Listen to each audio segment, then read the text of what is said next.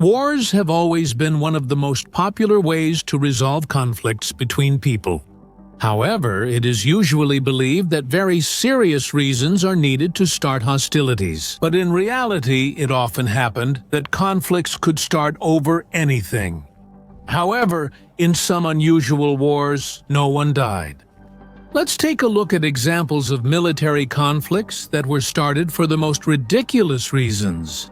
The Aroostook War. In 1838, a border conflict began between the United States and the British Empire, arguing over the border between the United States and Canada. Hostility between the two countries' settlements began over tree cutting, specifically who was allowed to cut trees and where. At first, the lumberjacks tried to resolve their disagreements through diplomatic means. The United States and Canada even turned to the King of the Netherlands as an independent party. But after just a couple of days, tired of waiting for the king's decision, the lumberjacks clashed at the estate of the American William Iton. No one was hurt in the conflict because a third party arrived. A huge black bear, angered by the screams and shouts of the fighting men. A year later, in 1839, the United States authorities arrested several Canadian lumberjacks, which caused both sides to start preparing for a big fight and gathering militias.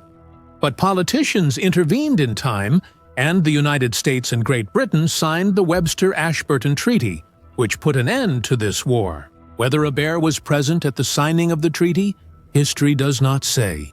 However, it is known that the only casualty of the conflict was an American farmer who was accidentally shot by soldiers during the celebration of the end of the Bucket of Discord standoff. The 300-year conflict between the staunch supporters of the Roman popes and the supporters of the German emperors reached its peak in the 14th century. In the Italian city-state of Bologna, the former group predominated, while in the similar city of Modena, the latter group held sway. In 1325, a defector sparked a real war. He fled from Bologna to Modena, carrying a bucket in his hands. The authorities of Bologna demanded the return of their property, but their opponents just laughed in response. An ordinary bucket became the reason for a battle in which, according to historical chronicles, 32,000 Bolognese and 7,000 Modena warriors clashed. Strangely enough, the latter won. The Bucket of Discord is still kept in the Museum of Modena. Well, now let's get back to our list of the strangest wars in history. The Anglo-Swedish War. The Anglo-Swedish one. This war of 1810 to 1812 had a somewhat complicated backstory. At the beginning of the 19th century, Sweden and Great Britain were allies and fought against Napoleonic France. At the same time, the Russo-Swedish War took place. As a result, Sweden was forced to make peace with France and join the Continental Blockade against Great Britain.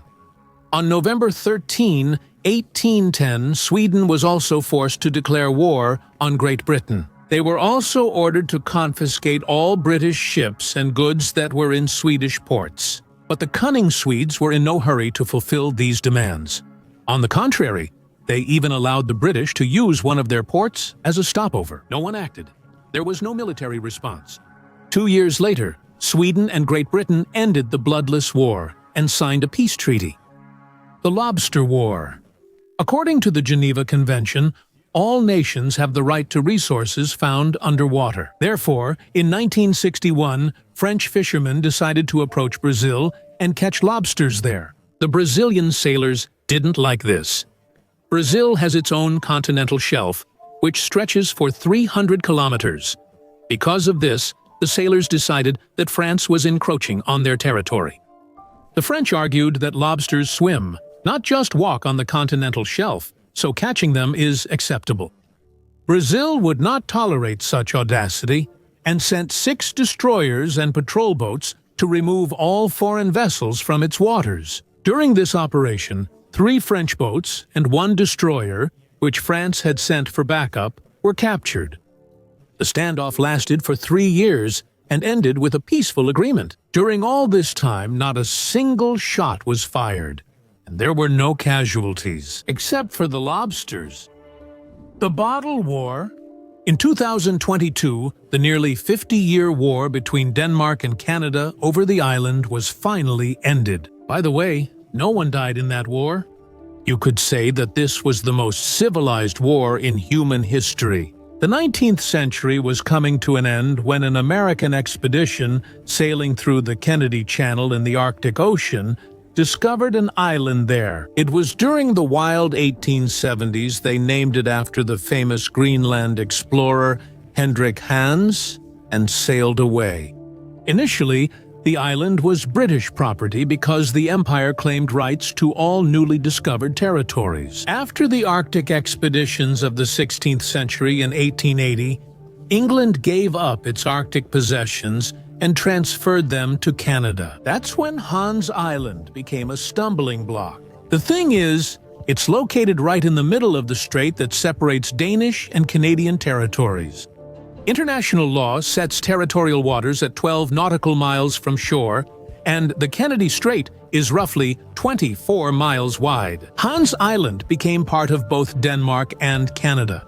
After failing to agree, the parties went to the Permanent Court of International Justice, created by the League of Nations, predecessor of the United Nations. And in 1933, it awarded the island to Denmark. The Canadians, of course, protested, since the island belonged to the Inuit peoples living in Canada. To be continued. In 1946, the United Nations was founded.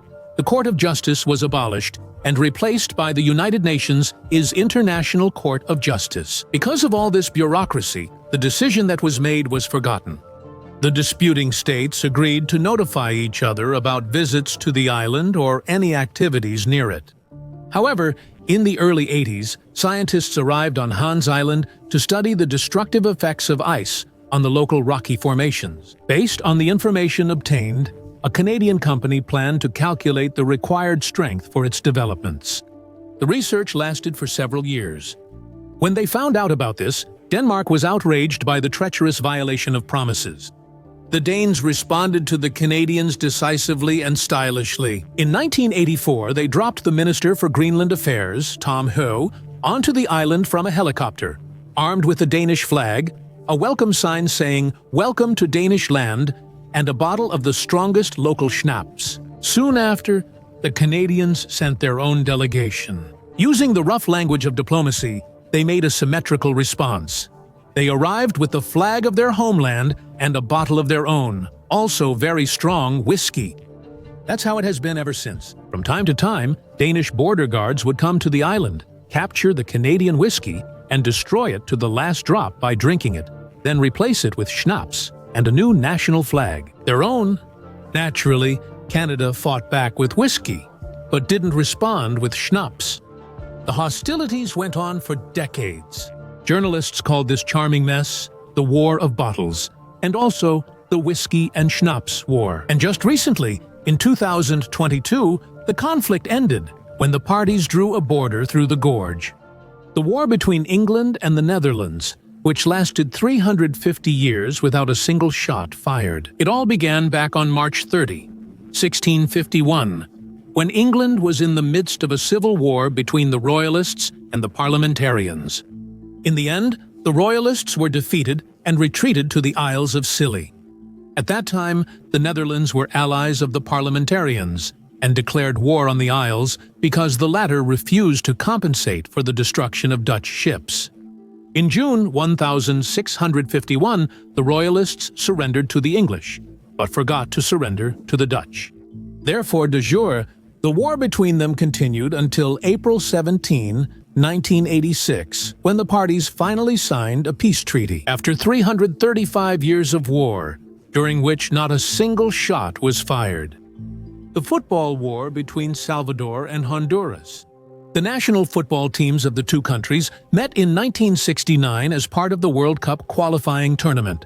After the match, which Salvador won 3-0, a fight broke out among the fans in the stadium, escalating into a terrible brawl. Several dozen fans of the Salvador national team were killed. In response, Salvador sent troops into the border regions of Honduras. Nearly 5,000 people died in the 92-hour war. By the way, this was the first time that fighter jets and heavy bombers were used in Central America. As a result, the national team of Salvador went to the World Cup. Of course, this doesn't justify the thousands who died. At the same time, the peace treaty was signed much later, only after 10 years. The Beaver War. The fashion for beaver fur products in Europe in the second half of the 18th century led to the near extinction of beavers in European countries themselves. Editor A. Semkin, proofreader. They switched to the beaver-rich North American colonies, all the more so because the Indians gladly traded beaver fur for firewater. But the demand was so great that instead of Indians, entire towns appeared on the future border of Canada and the United States of America, whose residents did nothing but hunt beavers. The beaver industry started bringing in good money, and control over it became the cause of conflict between Great Britain and France. On June 19, 1754, English troops under the command of George Washington engaged in a firefight with the French. In 9 years, the English managed to completely take over the Canadian beaver plantations. France was left with only Quebec. But the outcome of the war turned out to be disappointing. Beavers simply went out of fashion. The 40-minute War. According to most historians, the war between England and Zanzibar ended the fastest.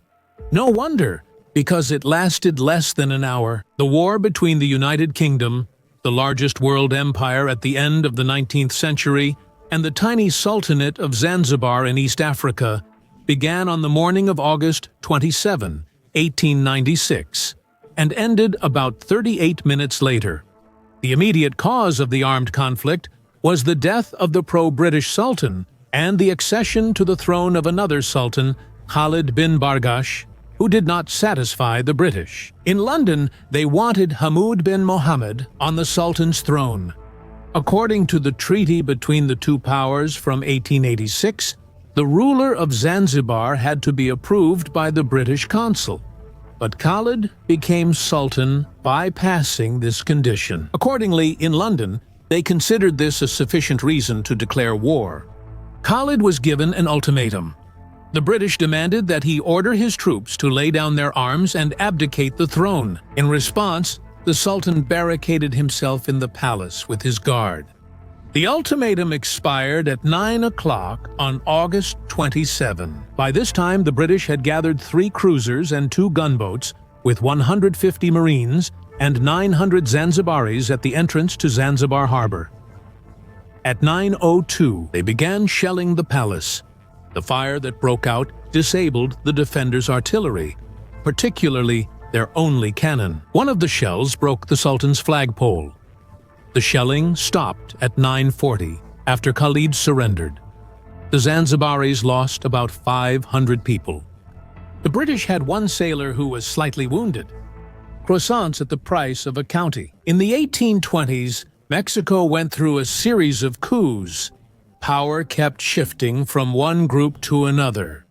In 1828, at the pastry shop of the French émigré Remontel, Mexican officers ate 14 croissants without paying. When the owner started to protest, the shop was completely looted. Lawsuits in local courts did not help the pastry chef at all.